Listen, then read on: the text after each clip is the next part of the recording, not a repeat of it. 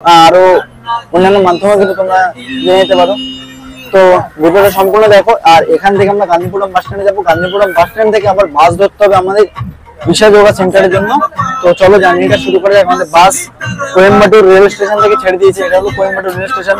বাইরে ভিডিও করার সময় পাইনি কারণ বাস পুরো টাইম মতো ছিল। আর ভিডিওটা আমাদের এভাবেই শুরু করলাম। ভিডিওটা খুবই ভালো লাগবে। আর কত কি ভাড়া নেয় সেটাও অবশ্যই তোমাদেরকে দেখিয়ে দেবো। এখান থেকে প্রথম গন্তব্য গান্ধীপুরম বাস স্ট্যান্ড। গান্ধীপুরম বাস স্ট্যান্ড থেকে এরপরে আবার আমরা চলে যাবো ঈশা যোগা সেন্টার বা আদিয়োগী। মাত্র 10 টাকার বিনিময়ে আমরা টিকিট করে নিলাম। এবার টিকিট করে গান্ধীপুরম বাস স্ট্যান্ড আমাদের প্রথম গন্তব্য। আর এখানকার বাসগুলোতে খুব সুন্দর গান চলছে, কপি একটা এসে যাবে, তাই আর বেশি কথা বাড়াচ্ছি না। মাত্র 10 থেকে 15 মিনিট আমরা এসে পৌঁছে গেছি গান্ধীপুরম বাস স্ট্যান্ড। এবার এখান থেকে আমরা 14D বাস ধরে নেব। আর বাস ধরে চলে যাবো ঈশা যোগা সেন্টার বা আদিয়োগী। পরপর কিন্তু সব বাস দাঁড়িয়ে থাকবে। এছাড়াও আরো অনেক বাস আছে, ওগুলো কিন্তু আমি তোমাদের ডেসক্রিপশন বক্সে দিয়ে দেবো, অবশ্যই দেখে নিও। এছাড়াও পারলে আমি স্ক্রিনে শেয়ার করে দেবো। দেখো এটাই হলো গান্ধীপুরম বাস স্ট্যান্ড। আমরা উঠে গেছি 14D। এই যে পিছনে দেখতে পাচ্ছ এটা কিন্তু 14D বাস। বাস পুরো ভর্তি হয়ে গেছে, তোমাদেরকে দেখিয়ে দিচ্ছি। আর এখন সময় আপডেট 4টে বাজে 23 মিনিট। এটা 4টে 20-তে ছাড়ার কথা ছিল, 3 মিনিট দিলে, কারণ যাত্রী এখনো উঠতে ব্যস্ত আছে, প্রচন্ড ভিড় হয়ে গেছে। বাস সিটটা পেয়ে গেছি, তোমাকে দেখিয়েছি। দেখো এই দেখো 14D বাস। সময় 4টে 24, 4 মিনিট দেরি হয়ে গেছে। 4টে 20-তে ছাড়ার কথা বাস। তবে যাত্রীদের ভিড় হওয়ার কারণে কিন্তু বাসটা ছাড়তে একটু দেরি হচ্ছে। দেখো, আর এটাই কিন্তু গান্ধীপুরম বাস স্ট্যান্ড। দেখো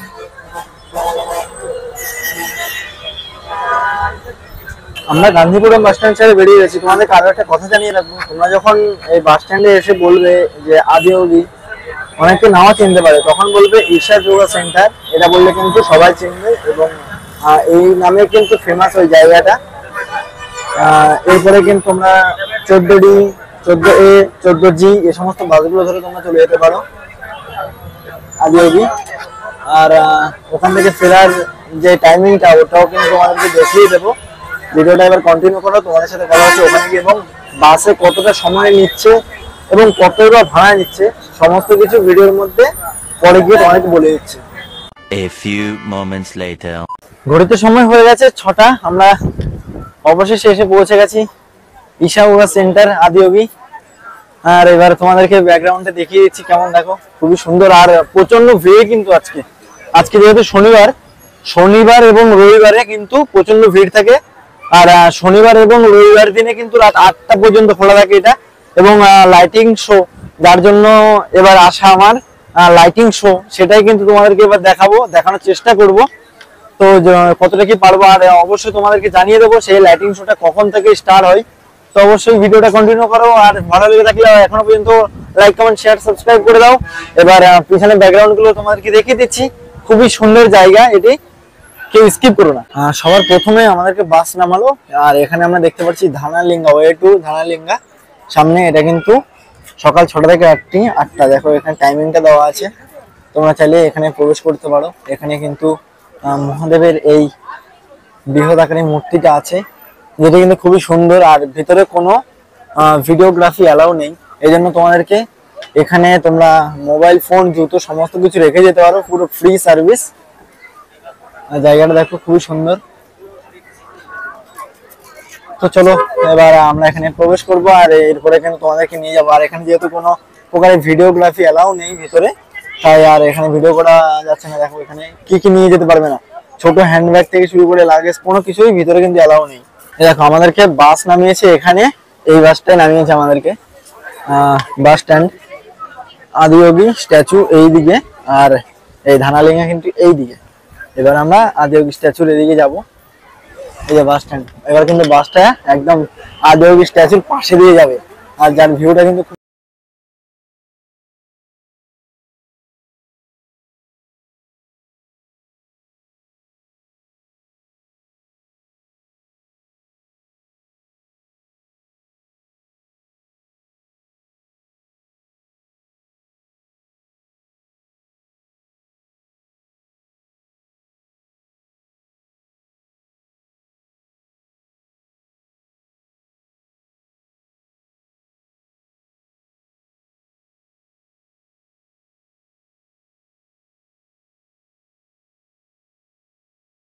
ডেট 6টা 5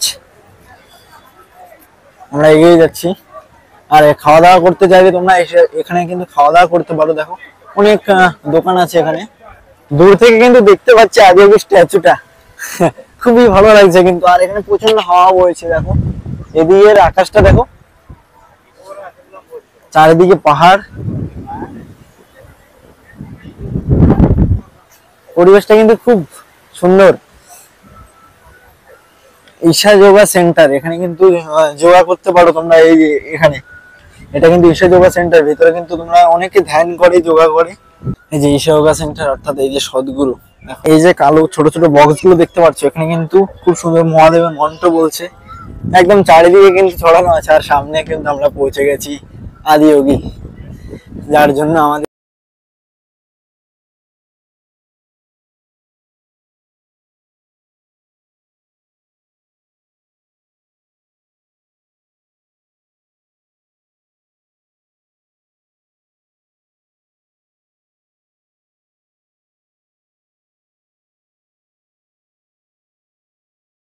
এবারে কিন্তু ভিড়টা বেশি হয়। দেখো এদিকে দেখো। আর ফাইনালি এই দেখো,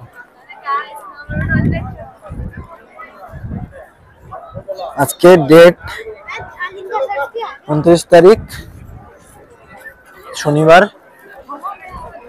সমস্ত দর্শকের ভিড় দেখো, একদম সামনে থেকে দেখছি এবার। এই দেখো ভিড়টা দেখো একবার।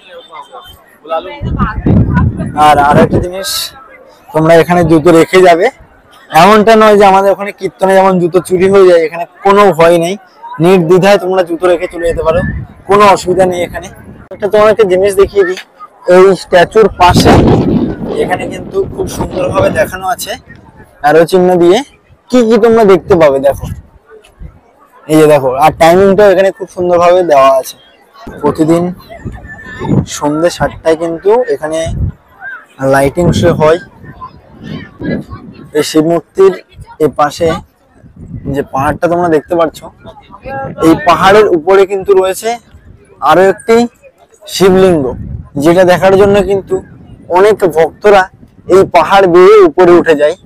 তো এখন তোমাদেরকে দেখানোর সময় নেই, পরে নেক্সট টাইম যখন আমরা আসব তখন এই পাহাড় বেয়ে এই যে রাস্তা, তোমাদেরকে একটু জুম করে দেখানোর চেষ্টা করছি।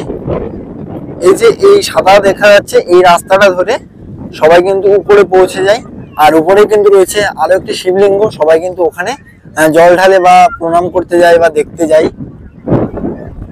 জায়গাটা দেখো খুবই সুন্দর, আর প্রচন্ড হাওয়া বইছে।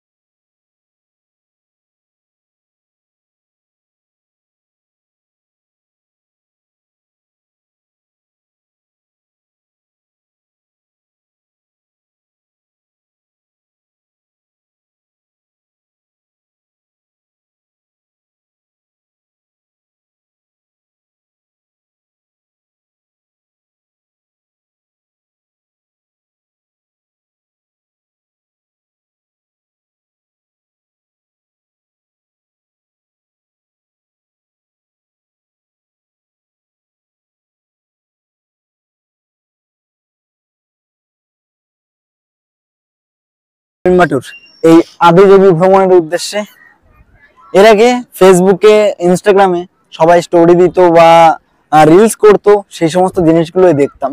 আজ আমি স্বয়ং নিজের চোখে দেখতে চলে এসেছি এই আদিযোগী মহাদেবের স্ট্যাচু। এই আদিযোগী শিব স্ট্যাচুটি 112 ফুট উঁচু। সময় 6টা 39, ঠিক 7টা বেজে 20 মিনিটে শুরু হবে এখানকার যেই লাইটিং শো, সেই লাইটিং শো। অর্থাৎ চারপাশের পরিবেশটা যখন কিছুটা অন্ধকার হয়ে যাবে, তখনই কিন্তু এখানকার লাইটিং শোটি শুরু হয়ে যাবে। আর এই লাইটিং শোটি 15 থেকে 20 মিনিট হবে। এরপরে কিন্তু আমরা বাস স্ট্যান্ডে গিয়ে বাস ধরবো। সামনে এগিয়ে যাচ্ছি, এবার সামনে এগিয়ে আমরা এবার উপরে উঠবো। চলো, তো ফাইনালি এবার আমরা এখানে জুতো রেখে উপরে উঠে যাব। এখানে যেতে হলে তোমাদেরকে এই ছোট লাইনে দাঁড়াতে হবে, দাঁড়িয়ে তোমরা এখানে যেতে পারো। এখানে কিন্তু সাপের একটি মূর্তি আছে, দেখতে পাচ্ছি আমরা। দেখো আর এই সেই বৃহৎ আদিয়োগী। দেখো সবাই কিন্তু নিচে নেমে আছে, কারণ লাইটিং শো শুরু হয়ে যাবে আর কিছু সময়ের অপেক্ষায় আছি আমরা। ওখানে গাড়ি পার্কিং এর ব্যবস্থাও আছে।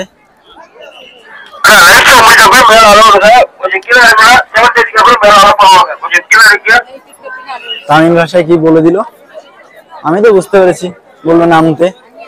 আর কিছু সময় পরে কিন্তু এখানে লাইটিং শুরু হয়ে যাবে, তাই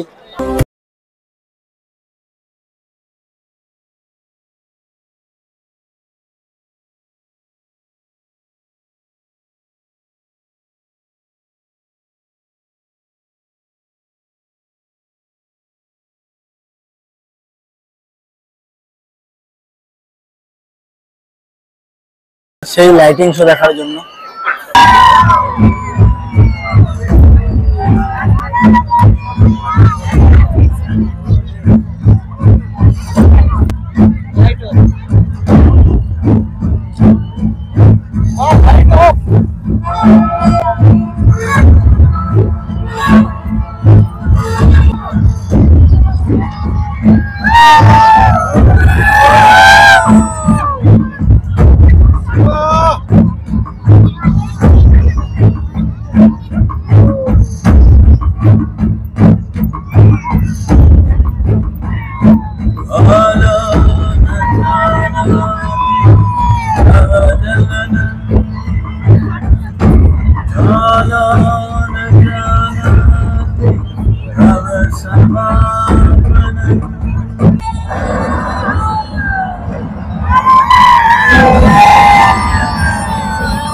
As they could not tear themselves away from him.